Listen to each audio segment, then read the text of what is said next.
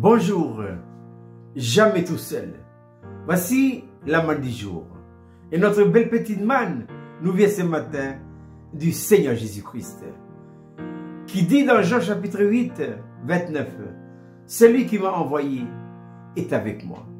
Il ne m'a pas laissé seul, parce que je fais toujours ce qui lui est agréable. » Si nous voulons avoir constamment la compagnie manifeste du Seigneur Jésus-Christ, que faut-il faire?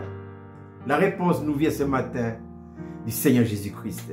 Il dit, je fais toujours ce qui lui est agréable. Mais faire ce qui est agréable à Dieu nécessite une condition, une seule. Et quelle est donc cette condition?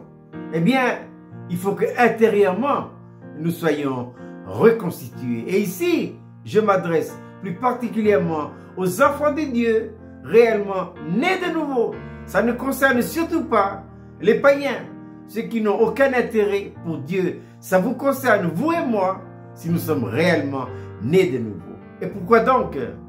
Parce que, à cause du péché, l'homme intérieurement a été entièrement chamboulé. Ce fut un véritable gâchis, un désordre. Normalement, Dieu doit parler à l'esprit. Et pourquoi l'esprit? Quand Dieu a créé l'esprit, c'est un élément de notre être intérieur qui est appelé à recevoir les ordres de Dieu. Dieu ne parle jamais à l'âme.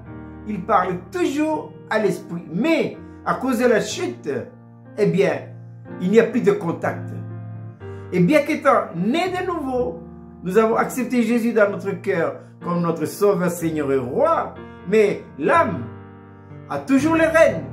Il faut que notre âme retrouve sa juste place. C'est-à-dire quoi? Il faut qu'elle se rétrograde. L'esprit est le lieu où Dieu parle. L'esprit est le lieu de la réception. L'esprit, c'est le poste de gouvernement. C'est l'esprit qui doit diriger.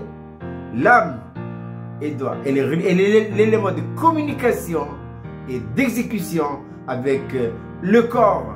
C'est pourquoi je répète que notre être intérieur doit être entièrement reconstitué. Et ça, il faut incontournablement l'expérience de Hébreux 12. Sans Hébreux 12, Dieu ne parle pas. Non, non, non, non. Dieu ne parle qu'à l'esprit. Mais l'esprit reçoit les directives de Dieu que si notre esprit retrouve sa juste place. Pourquoi? L'esprit, c'est lui qui doit subjuguer l'âme.